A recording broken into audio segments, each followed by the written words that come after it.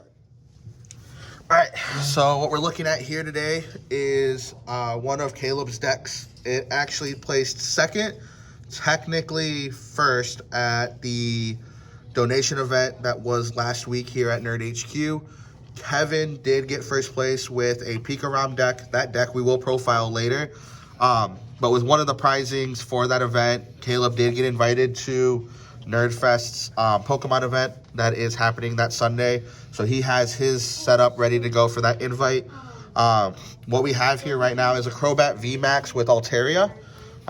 Really good setup deck, really good, honestly, just advanced deck to do. I'm going to go ahead and let Caleb take over and kind of set up like what his idea behind it is, what the perfect board state is, and kind of what other ideas he had if he wanted to make any changes. So go ahead, boss, take over.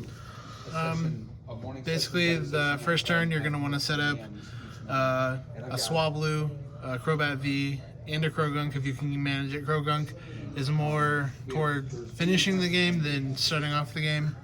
But you don't even need Crobat's ability necessarily the first turn. You just need the Crobat out to evolve into the Crobat VMAX. Yeah, and it's just basically a wall and run and hide, basically, because the Alteria has the ability to prevent all damage to this Pokemon from V and GX. So once you have the Alteria, you can just kind of hide your Crobats behind that. And you have your U-turn boards to switch in and out very quickly. You've got Escape Rope to do that. You've got two switches, Cynthia and Caitlin to get things back, and you get, like your boss's orders and things like that. It's pretty kind of plays itself once you get it going, but getting it going is the hard part. Yeah. The Crobat VMAX ability is Stealth Poison, does 70 damage, poisons the active Pokemon, and you switch Crobat VMAX with one on your bench. So that's where the Alteria comes in. You do Crobat VMAX's attack, you hide with Alteria, use your U-turn board to retreat back into the Crobat VMAX, and you just keep on going slow and steady, chipping away with poison. And then once you can get a Krogunk and Toxicroak set up, that just starts to happen faster and faster because you add 2 damage counters, and these do stack, so you can have I do 2. I could do more, but I found that like consistency starts to slow down with more of those. Yeah, you just and the cards get those cards out like Research and Marnie. Dust Island just limits the opponent's ability to switch out while you can still do it freely, because they end up being poisoned and slowly chip away. Okay, so yeah, definitely just a quick, switch around, spread poison, chip away at your opponent.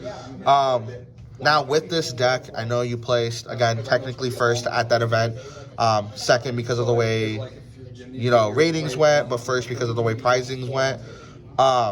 With everything on this deck, is this a deck that in Chilling Reign you plan to continue, or is it something that in Chilling Reign you're looking to swap out with it, or are you looking to go a whole new route with Chilling Reign?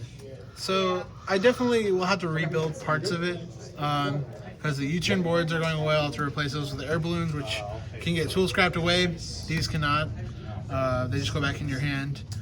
Cynthia and Caitlin, it's not totally necessary. It's to have 3 bosses orders in my deck, and draw some cards, because surprisingly drawing cards is a little bit more difficult because you're having to Crobat when you have a full hand.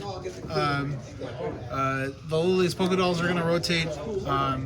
I'm actually thinking of replacing these with the Quillfish that's coming out. I think in Chilling Reign, it does, if it's knocked out, it adds 6 damage counters to the active Pokemon. Okay.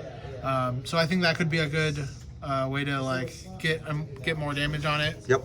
So instead of the Lily's Pokédolls, these Dust Islands are going to go away. I don't know actually how helpful they were. I think they just kind of limited the opponent a little more.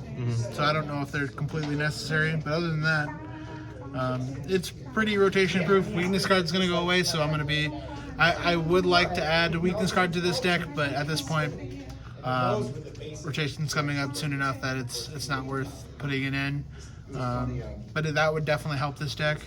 but that's going away soon. But other than that, yeah, I think there's probably one or two cards I'm hoping that come out that'll help this deck out, but I haven't seen any that besides the cool fish that are gonna do it. Right. So yeah, once September hits with rotation, a lot of this deck is going away. I mean, we do have Evolving Skies with the EV Heroes and some of the other stuff that's coming out in that as just a deck right now in the current meta. When it came to that event, how did games go pretty well for you? Were they kind of a struggle? They went pretty well. Like, I faced Pikarom 3 times, and I only lost to the winner, the person who beat me, won the whole thing, and it was Pikarom. And I feel like if we played another 2 games, I could have beat him. It was kind of a 50-50 chance. Other than that, I think this deck has a big problem with Urshifus. Single strike, not as much as rapid strike, but it's almost an instant lose with rapid strike just because of that weakness. And it can one hit KO me from the bench. Right. I can hit. And then when it comes to Chilling Reign, just to get some questions out of the way, like with Chilling Reign, what is a deck or certain cards that you're looking forward to make changes with or even build with? I mean, well, for this deck, it's definitely just really that cool fish. I'm not seeing anything that's like gonna help it too much. It'll just that extra damage after, and then hitting with Crobat again. I think we'll be able to knock some things out. Right. Definitely. So. Right. And it has max cutter for 180, and if this doesn't have type advantage or weakness to the Pokemon it's facing, it can take at least 1 hit, and then it can run and hide. Right. Okay, so we're probably going to see this deck more often, probably at more events. I do know on the 27th, we do have that box tournament happening here at Nerd HQ. That is basically what we're more leaning towards as seeing. Is this a potential deck that you're going to be possibly running in that event, or are you looking to change it up and go with something different that event?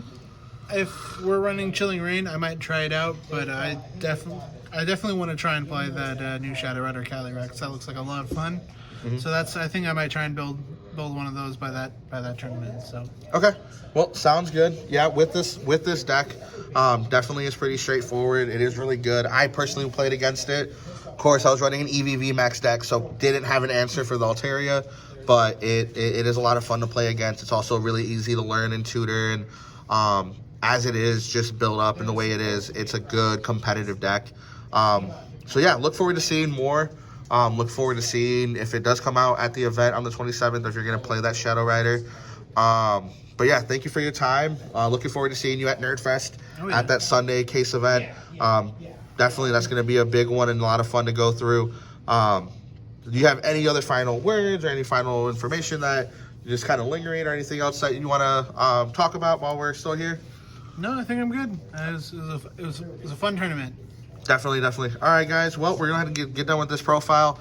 Definitely thank you for your time. Definitely going to look forward to seeing this either on the 27th or probably that Shadow Rider. But all right.